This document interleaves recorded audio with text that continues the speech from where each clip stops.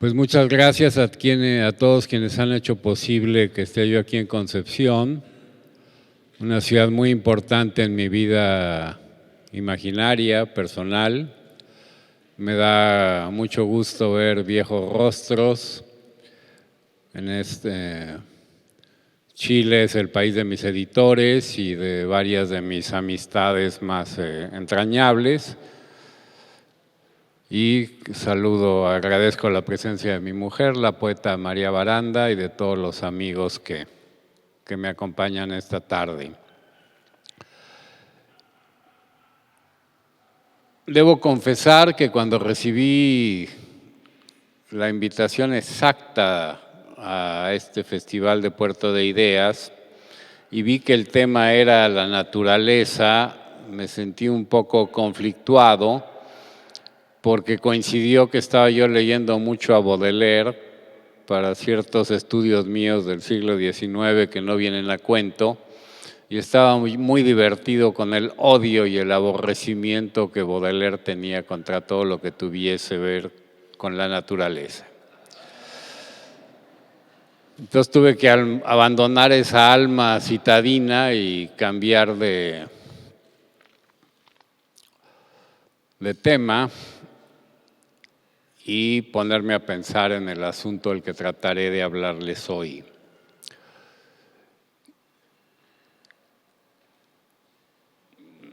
Hay dos momentos en el descubrimiento del Nuevo Mundo muy distintos. El primero es el de Colón, cuando ve las islas de lo que él suponía que era la llegada más corta a Oriente, y encuentra el paraíso sobre la tierra. Esa es una visión de América que es fundacional, desde luego antes de que el nuevo continente se llamase América.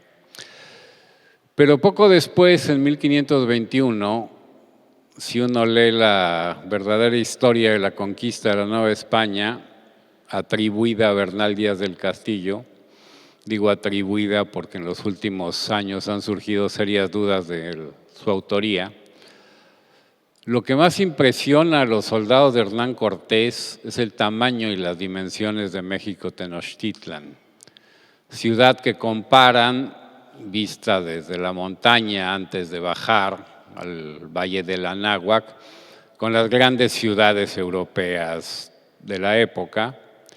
Y hoy sabemos que este centro urbano tenía, desde luego, dimensiones iguales o superiores a la de las más importantes ciudades europeas.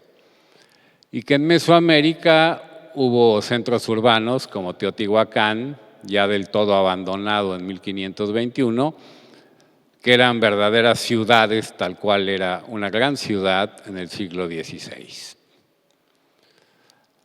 Tan es así la importancia de México Tenochtitlan que Hernán Cortés toma una decisión insólita en la historia de los conquistadores, que es establecer la nueva capital, lo que será el virreino de la Nueva España, sobre las ruinas de México Tenochtitlan. Generalmente las nuevas ciudades de las naciones invadidas se ponían en otro lugar para hacer olvidar la antigua capitanía. En el caso de la Nueva España fue al revés. Consciente de la importancia histórica de México Tenochtitlan, Cortés quiere asociar su linaje con el linaje de Moctezuma y lo hace estableciéndose sobre las ruinas de la ciudad de los aztecas. Entonces, origen más urbano no puede tener la cultura española en el Nuevo Mundo, lo que después será nuestra cultura mestiza. Es una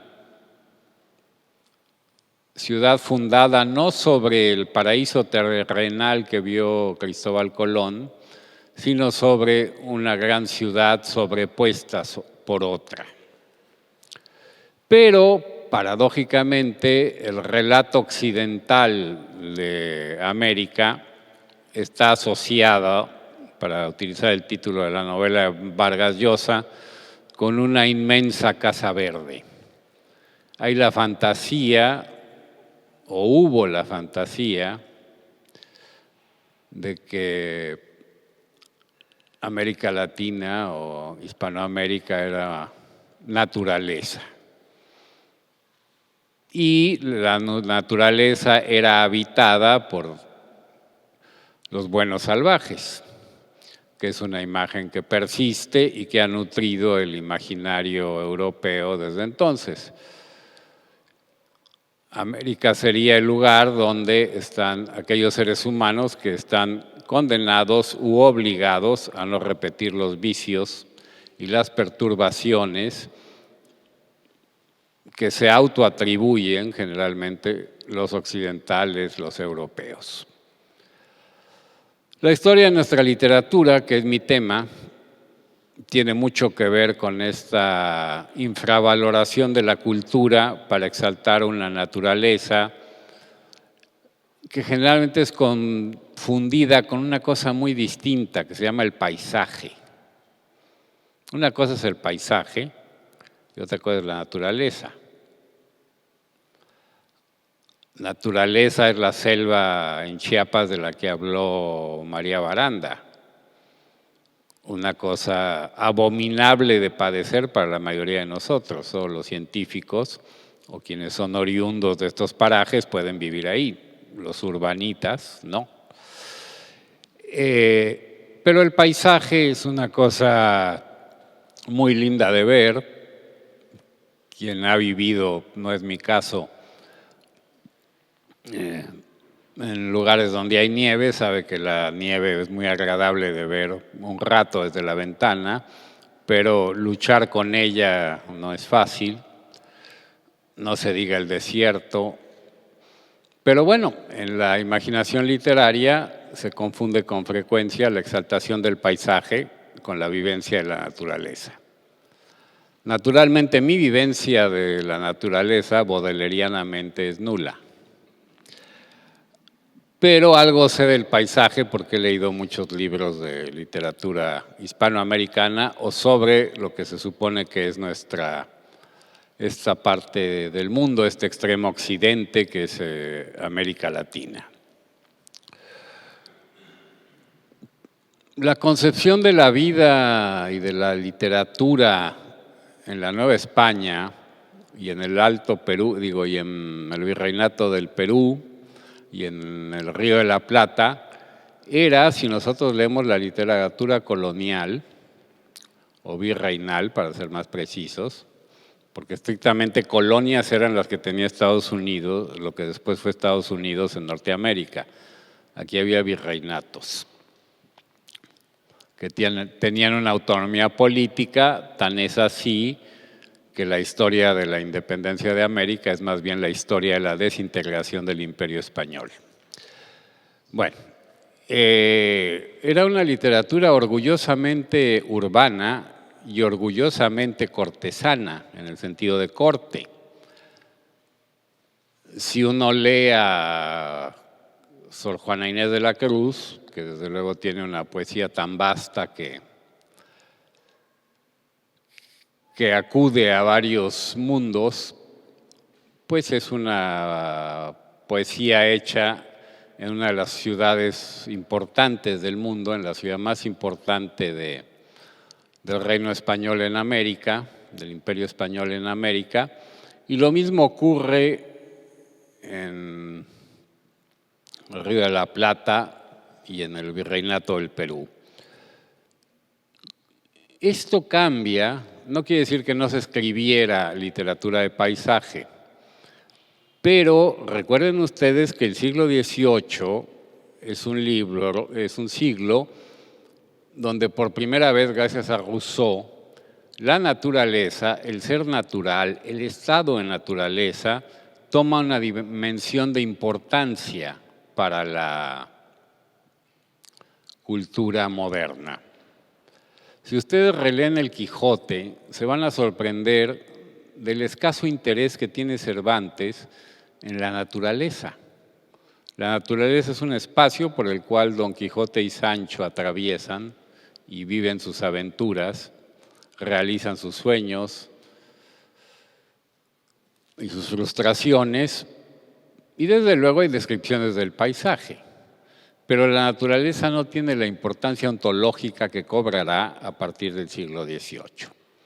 Entonces crea todo un mito filosófico que es el estado de naturaleza y se empieza a estudiar de manera científica, tal cual entendían la ciencia los sabios del siglo XVIII, cómo es la naturaleza americana, que se suponía que tenía características climáticas y ecológicas, diríamos ahora, que retardaban el florecimiento de una civilización que ellos consideraban inferior a la europea. Entonces viene no solo la idea del hombre natural, sino la idea del hombre climático. Y los primeros escritores de nuestros países, los escritores de ese neoclasicismo moribundo que tardó décadas en morir, que es la poesía bucólica, era un intento bastante absurdo, muy difícil de leer actualmente, son poetas muy aburridos, estos poetas de la Arcadia, que ya eran la degeneración de una escuela italiana del siglo XVI, entendido que las letras en lengua española no gozaban hacia 1800 de su mejor momento. Ellos tan lejanos se sentían paradójicamente a la naturaleza, los poetas de la Ciudad de México, que construyen una literatura bucólica y se sienten tentados a inventar en los alrededores de la Ciudad de México, no Xochimilco, sino la Arcadia de la poesía, de la antigua poesía griega, con todos los nombres que venían de raigambre virgiliana, y presentar, ratificar el prejuicio europeo de que no solo en América era el lugar de la naturaleza, sino se daba para fabricar una falsa naturaleza que es el bucolismo. ¿Qué es el bucolismo? Paradójicamente el más antinatural de los mundos. Un mundo donde nada se mueve, donde la violencia de los elementos naturales no ocurre. De los poetas de aquella generación que hicieron el Diario de México antes y durante la Guerra de Independencia de la Nueva España, yo no recuerdo ningún poema en que la lluvia interrumpa el convite de los pastorcitos. La lluvia y el sol está al servicio de estas criaturas artificiales. Desde luego que la Guerra de Independencia en México, no se diga en América del Sur, fue extremadamente violenta en todos los sentidos de la violencia, fue inesperada, fue indeseada, sacó cosas del estrato sociocultural que no se esperaban y arrojó a las naciones hispanoamericanas a la obligación de serlo.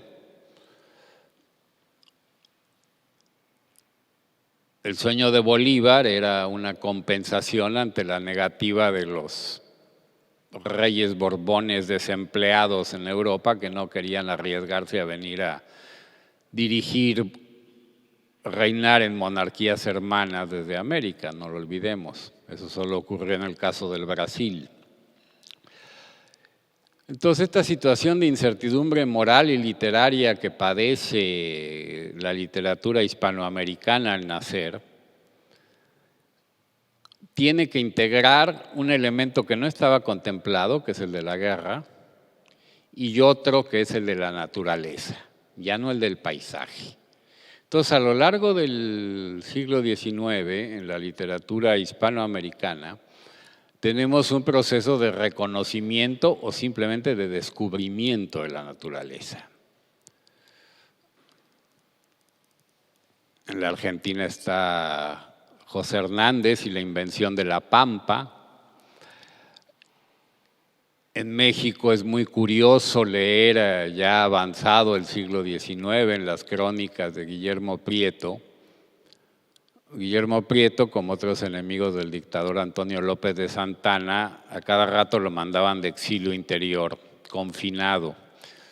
Y lo mandaban a lugares hoy relativamente cercanos al centro de la Ciudad de México, a lo que dice el estado de Hidalgo, no demasiado lejos. Pero para él llegar a esos sitios, que eran pueblitos en la sierra, era muy impresionante, porque un escritor ilustrado de la Ciudad de México no tenía la menor idea de cómo vivían los campesinos, no tenía la menor idea de cuál era la situación política en los pueblos, no tenía la menor idea de lo incompatible que era su liberalismo decimonónico con las viejas ideas conservadoras católicas de la provincia. Y lo más impresionante para ellos fue descubrir algo que no estaba en la mente del liberalismo decimonónico, que era los indígenas. Guillermo Prieto dice, pero esto está lleno de indios. Y describe, aterrorizado, las condiciones de miseria, abandono, y él lo dice, no lo digo yo, de animalidad en que vivían estas personas, que según el liberalismo inocentemente tarde o temprano se integrarían a la ciudadanía que ofrecía la mente liberal. Entonces este azoro, que empieza por el azoro de que la gran mayoría de los mexicanos eran indígenas que no hablaban español y que vivían en condiciones totalmente inaceptables, se asocia de inmediato con la idea de la naturaleza. Entonces, en la visión de la literatura de las primeras décadas del siglo XIX, tiene que aparecer una noción de naturaleza. Está en las novelas de Paino, está en las novelas de otros autores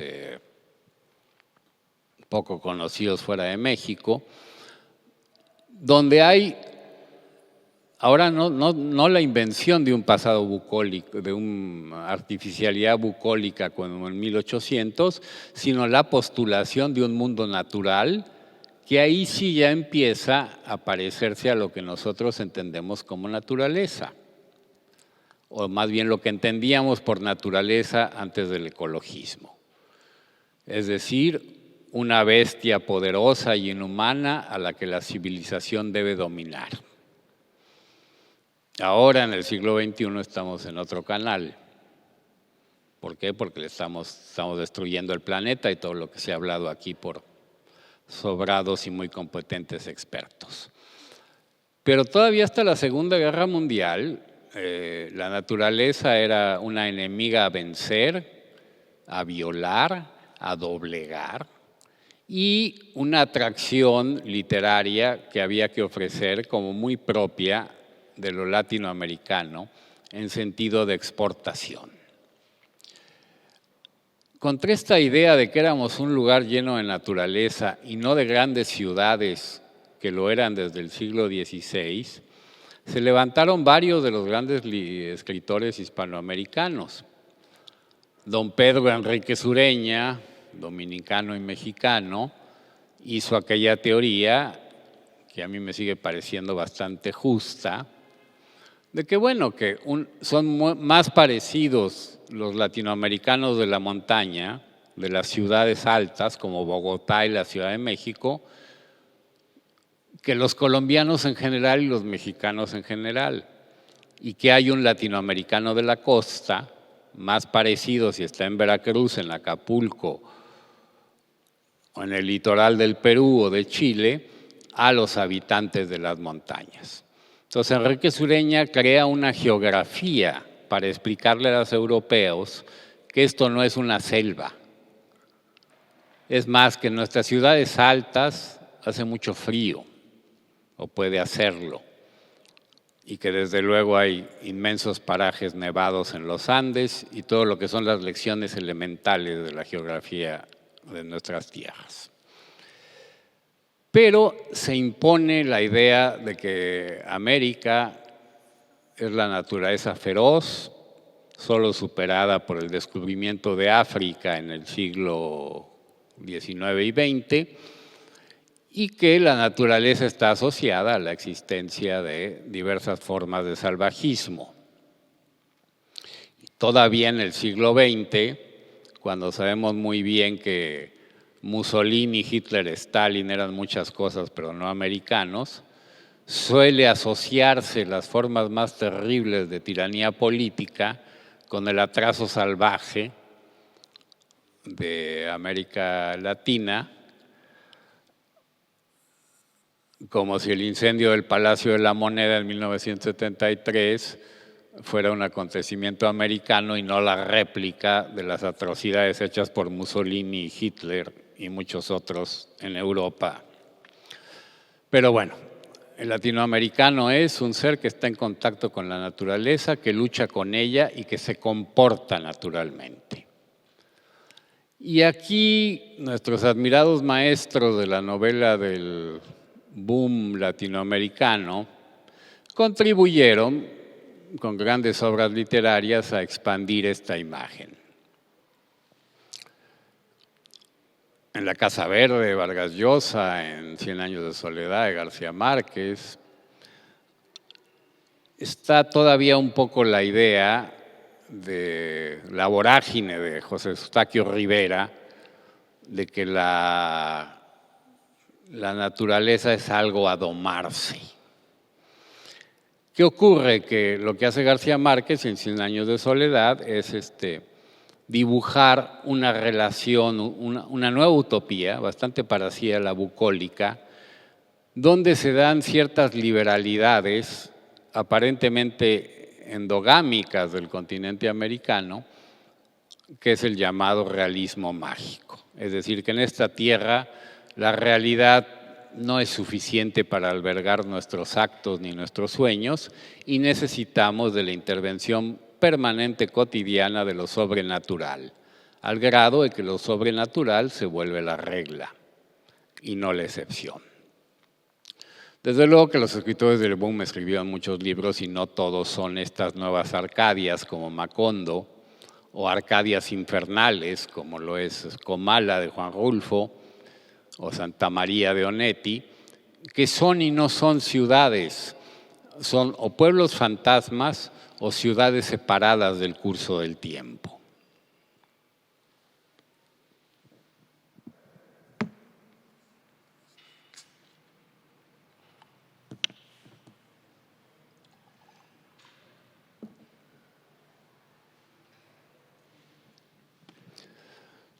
Antes de entrar un poquito a lo que es nuestra literatura del siglo XXI, hablaré de un suceso poco conocido en la historia intelectual de América, que es el nacimiento o el reforzamiento de la idea de que somos pueblos telúricos o sectónicos. Esta palabra curiosamente no está en el diccionario de la Real Academia, la usan mucho los traductores de Lovecraft, porque es un anglicismo, pero equivale más bien a nuestro telúrico. La idea de que la naturaleza americana es telúrica, no civilizada, no urbana, fue muy reforzada por un personaje del que muy pocas personas han oído hablar hoy día, pero fue famosísimo en los años 30, el conde de Keyserling. Este conde era un señor austriaco muy rico, muy culto, muy viajero, que se dedicaba al turismo intelectual. Hubo otros en esa época, muy famosos. Keyserling recorrió Europa, desde luego, pero le interesaba sobre todo América. Escribió un libro enorme sobre los Estados Unidos y visitó América del Sur. Y él fue el que hizo que los jóvenes Pablo Neruda, Octavio Paz y José Revueltas, que lo leían escondidas porque era literatura de autoayuda, como de autoayuda nacional, dijera, pues nosotros somos telúricos. No solo porque tiembla mucho, sino porque aquí la naturaleza es inestable. Y esa inestabilidad de la naturaleza nos impide civilizarnos como debe de ser. Este apego a la naturaleza telúrica de la naturaleza, desde luego, ya existía. Pero la lectura de las meditaciones suramericanas con R, del conde de Keyserling, que aparece en 1932, traducido ya en España, fue muy influyente. Y él decía cosas como las siguientes, de la Argentina. Cosas que tienen bastante sentido histórico, porque no era un mal escritor, era un hombre muy inteligente, era bastante racista, pero el suyo era un tipo de racismo de los años 20 y 30 que, comparado al racismo nacionalsocialista que vino después, era más didáctico que persecutorio. Digamos que él trataba de distinguir las virtudes y los defectos de las razas, en una época en que hablar de raza era perfectamente admisible. Keyserling dice, bueno, ¿qué le ocurre a los argentinos? Los argentinos son un pueblo sin historia. Es decir, era un lugar vacío. Obviamente al conde de Keyserling los pueblos originarios, como se les dice ahora, de La Pampa, no los veían ni le interesaban. Para él La Pampa era un lugar vacío, que había sido dificultosamente colonizado, como el viejo oeste en los Estados Unidos, por inmigrantes europeos, a quienes el contacto con la naturaleza y sus furias los convierte en los famosos gauchos. Y bueno, son seres que su inmersión en la naturaleza agreste de La Pampa les obliga a romper sus nexos con la civilización y se vuelven solitarios asesinos, buscadores de oro, traficantes de mujeres, traficantes de armas, una especie de población criminal que hace el sedimento de la población de la Argentina más allá del Gran Buenos Aires. Curiosamente, la descripción que hace Keyserling de esta Argentina es bastante parecida a quien lea Civilización y Barbarie de Sarmiento, que es un libro muy poco leído en México, por cierto, por razones que ignoro. Lo leyó Vasconcelos, pero nada más. Entonces, sí, esta idea de la ausencia de civilización política que trae dictaduras del siglo XIX, como la del doctor Francia en el Paraguay, o la de ahí ya se me olvidó, de Rosas en la Argentina, son obras no de la civilización, no de la degeneración del caudillismo hispánico, que es el origen de los problemas políticos autoritarios de América Latina. No son los Estados Unidos. Los Estados Unidos se aprovecharon del caudillismo hispánico, pero los dictadores latinoamericanos son hijos directos de Manuel Godoy, el válido de Carlos IV, y de los caudillos españoles de la Guerra de la Reconquista, del Cid Campeador. Esa es la tradición de la que vienen nuestros dictadores. Obviamente en el camino agarraron la munición de lo que les ofrecía el mundo occidental hasta llegar a ser los seres abominables que han sido y que son actualmente en Nicaragua, en Cuba, en Venezuela.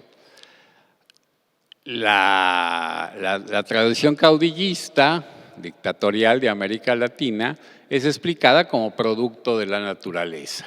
Atrás del dictador está el gaucho que ha perdido todo control de sus impulsos, que funciona y vive telúricamente, que responde no a su inteligencia, sino a sus pulsiones.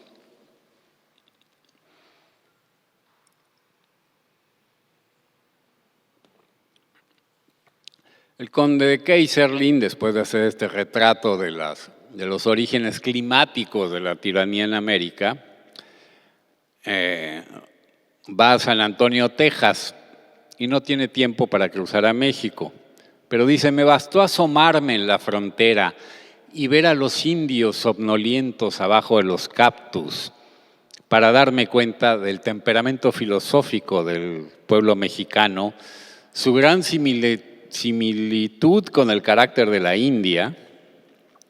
Curiosamente, la reflexión mexicana sobre la India empieza con Vasconcelos, sigue con Keyserling y termina con Octavio Paz. Y bueno, el primero que ve, porque el conde de Keyserling se sentía un hombre superdotado, entonces a él le bastaba mirar unos metros a un mexicano dormido bajo un cactus para entender lo que era ese país y ahorrarse el viaje. Bueno, entonces la imagen esta del mexicano, del indio indígena mexicano, como alguien que duerme la siesta eterna bajo una gigante maguey o un árbol, ya existía, desde luego, la podemos rastrear en el siglo XIX, pero quien la naturaliza y la transmite al cine de Hollywood es muy probablemente el conde de Keyserling. Entonces, bueno, ya tenemos dos arquetipos de la influencia de la naturaleza sobre el latinoamericano. La violencia argentina y la somnolencia mexicana. Y bueno, las grandes variedades que hubo en medio. Los mejores discípulos del conde de Keyserling fueron los propios latinoamericanos. Y toda América Latina se llenó de libros que eran explicaciones filosóficas sobre la identidad de los latinoamericanos. Las hubo en el Ecuador, las hubo en Chile, las hubo en la Argentina, y además había que justificar guerras. ¿Por qué se peleaban dos pueblos tan parecidos como el Perú y Chile? Entonces había que explicarle a los europeos o a los europeos inocentes, como lo son la mayoría de ellos, pues que sí, que eran pueblos absolutamente distintos y antagónicos y que tenían uno que eliminar al otro porque no podían convivir, ¿no? Entonces empieza la industria de la ontología nacional. El ser peruano, el ser mexicano, el ser colombiano, el ser paraguayo, el ser, cómo le hicieron, fue una gran empresa cultural.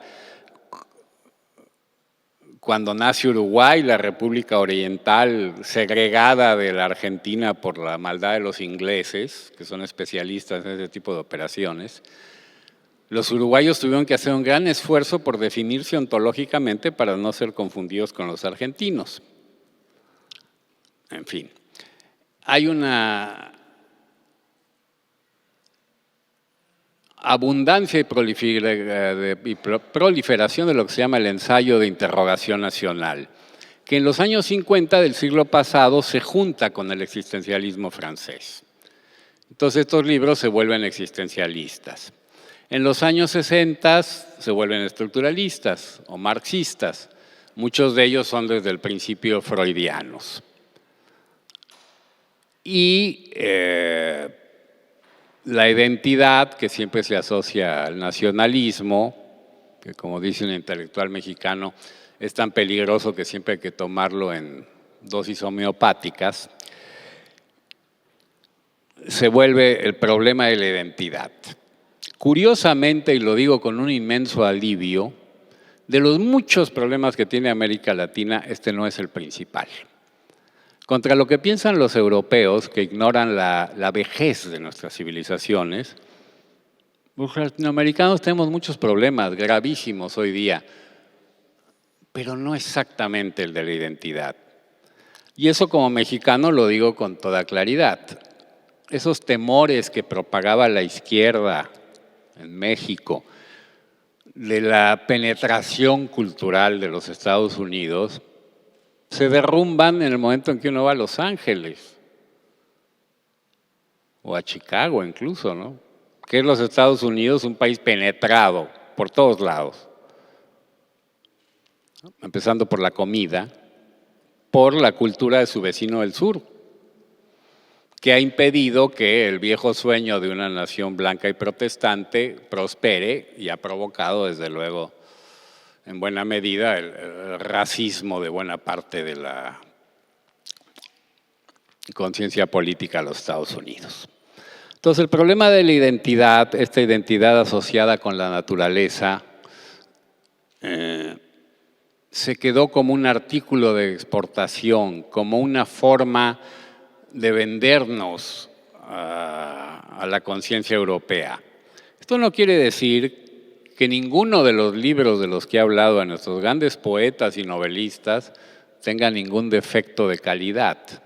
Simplemente que estaba involucrado en la empresa de construir esa imagen de América Latina asociada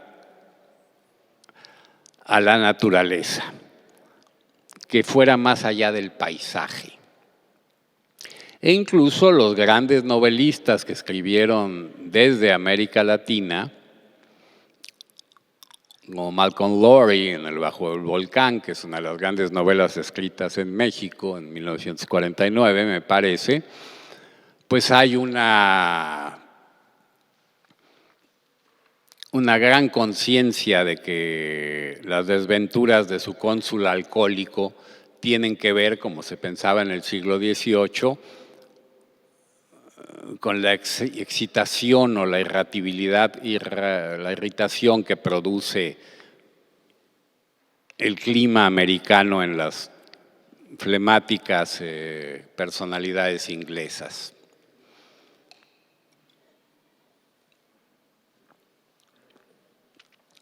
Viene el siglo XXI, nos enfrentamos ante un escenario de urgencia por el cambio climático, de una pandemia en la cual todavía estamos metidos, de muestras de evidente disgusto de la naturaleza ante la presencia del ser humano, que hubieran complacido a Baudelaire, le hubieran dado la razón.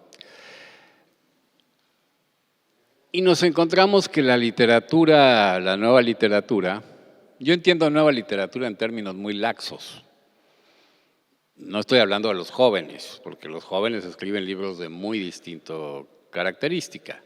Pero bueno, la literatura que se ha publicado en América Latina en los últimos 22 años, para hacer el corte con el siglo, sobre todo en la narrativa, que es lo que más domino, ya no parece muy interesada en el asunto de la naturaleza.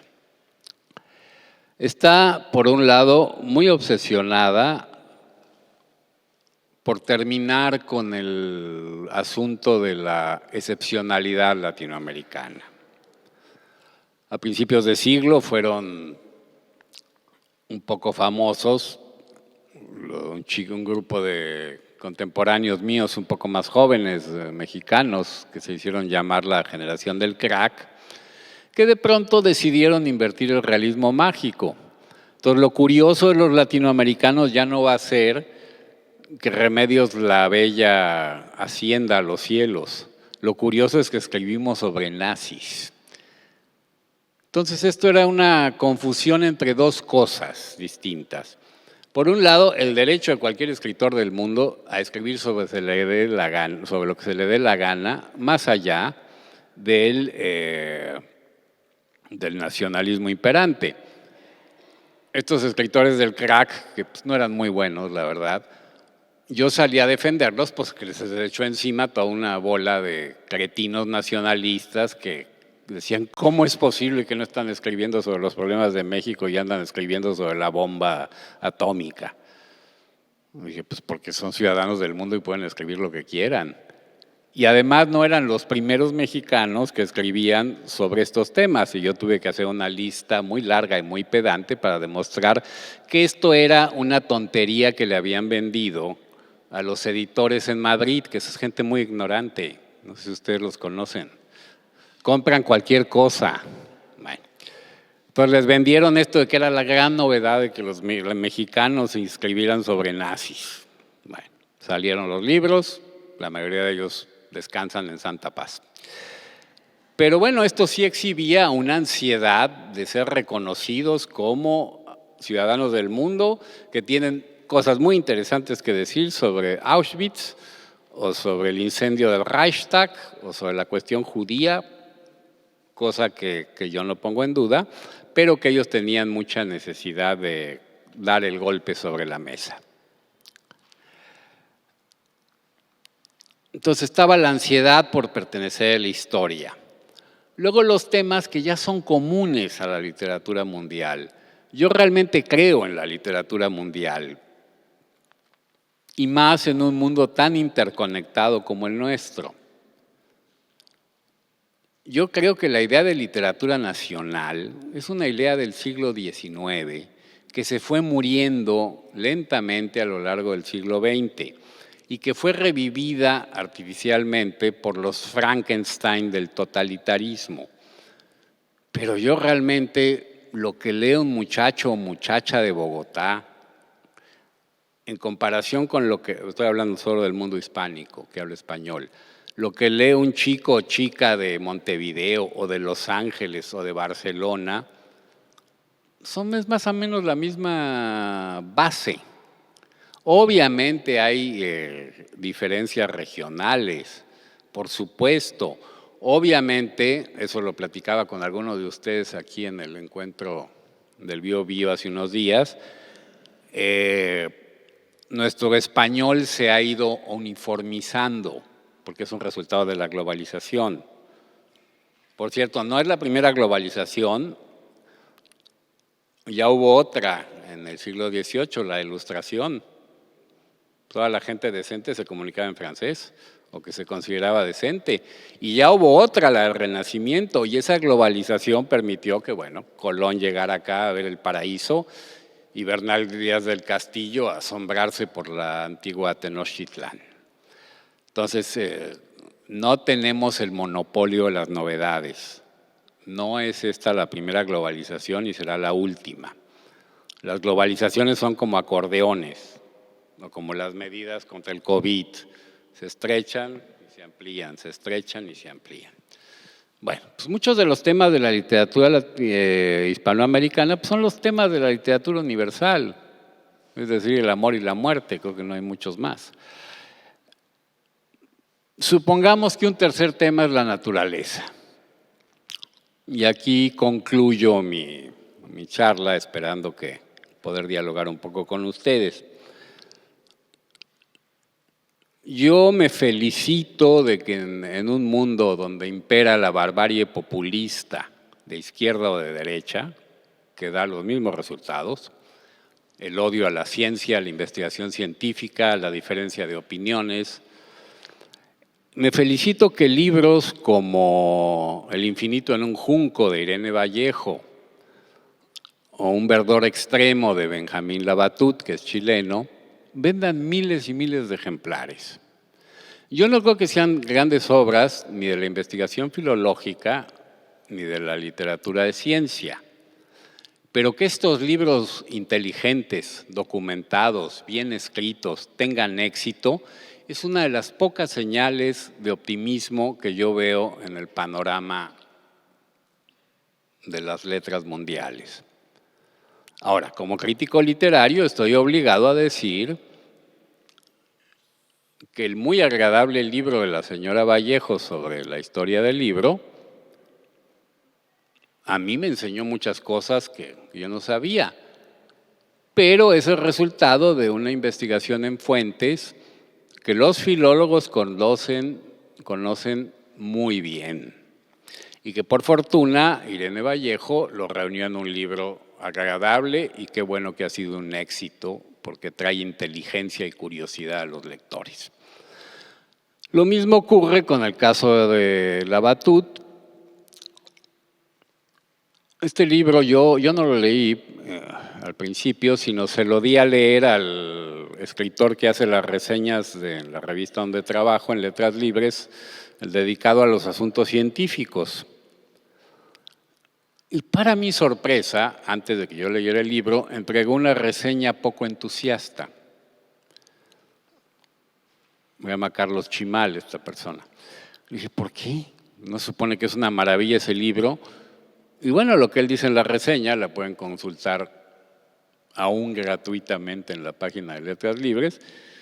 Dice que es un libro muy bien escrito, pero la información que maneja y con la que fantasea con toda su libertad el narrador es la que tienen los divulgadores de la ciencia sobre estos personajes científicos que a mí, ignorante que soy, este señor que inventa el gas con que se va a utilizar en los campos de concentración, que además es judío, y que muere sin saber que su propia familia va a ser víctima de ese gas, sino preocupada por los efectos que pueda tener la ciencia sobre la naturaleza. Entonces, este personaje del primer cuento se me olvidó el nombre, o la primera parte de la narración de la Batut, pues tiene esa interminable duda que viene de Pascal, y que es el problema del cambio climático o del cambio de sexos, que es en qué medida el hombre tiene derecho a modificar lo que la naturaleza le trajo. Que además es un problema religioso viejísimo, es el del gnosticismo. Lo que pasa es que en los primeros siglos de la cristiandad los gnósticos perdieron la batalla contra los cristianos, que eran más conservadores. Pero el gnosticismo, y por eso hay intelectuales que dicen que la verdadera religión de la humanidad en la segunda mitad del siglo XX no es católica, protestante ni musulmana, sino gnóstica, es decir, la divinización del hombre como un ser capaz de hacer lo que se dé la gana, empezando por destruir el planeta, o planeándose genéticamente para ser X o cual ser. Bueno, en este mundo gnóstico, o aparentemente gnóstico, hubo científicos, como los que aparecen en la obra, en el libro de la Batut, que se plantearon cuál es el límite. Y esto, bueno, lo que él cuenta de quienes hicieron las bombas atómicas, ya lo sabíamos. Muchos se suicidaron, uno, Majorana, el italiano, se fue y se metió a un convento cartujo y se quedó ahí hasta el resto de su vida diciendo ¿qué hice? Bueno, la Batut lo dice. La fusión nuclear no la hicieron los milicos, la hicieron en los laboratorios y en las mesas de trabajo los físicos nucleares. Entonces este libro, que es un libro de narrativa, que es un libro muy bien escrito, cuyo autor tiene una cabeza muy bien amueblada, responde a una de las tendencias de la literatura mundial, que ya no es la vieja ciencia ficción. La lectura del libro de la Batut y de sus críticos me llevó a revisar los libros de ciencia ficción que yo leía cuando era jovencito. Y sí, como dice Carlos Chimal, pues son antiguallas del modernismo, en el sentido anglosajón de la palabra, del modernism. Con la probable excepción de los marcianos Ray Bradbury, que yo creo que sí forman una parte superior de poesía en prosa, todo eso que cuentan Asimov y Arthur C. Clarke y esos autores que yo leí, muchos soviéticos, no son tanto anticipaciones del futuro, sino preguntas sobre la modernidad. Y como ya estamos en la posmodernidad, aunque yo nunca me han podido explicar exactamente en qué estamos, creo que el destino de América Latina, y este festival es una prueba de ello, es hacerse cada día más corresponsable intelectual y artísticamente de la relación entre la ciencia y la naturaleza y la humanidad. Y esto tiene reflejos obvios en la literatura, y en una literatura que no es original, pero tampoco es didáctica. Y seguimos siendo, de alguna manera, pasados 5 siglos, habitantes de aquellas ciudades monstruosas como las que vieron los soldados de Cortés en el Valle de Anáhuac. Entonces, nuestra relación con la naturaleza es, como era previsible, más complicada, más interesante y va mucho más allá del paisaje. Dicho todo esto, les doy las gracias y los invito a conversar.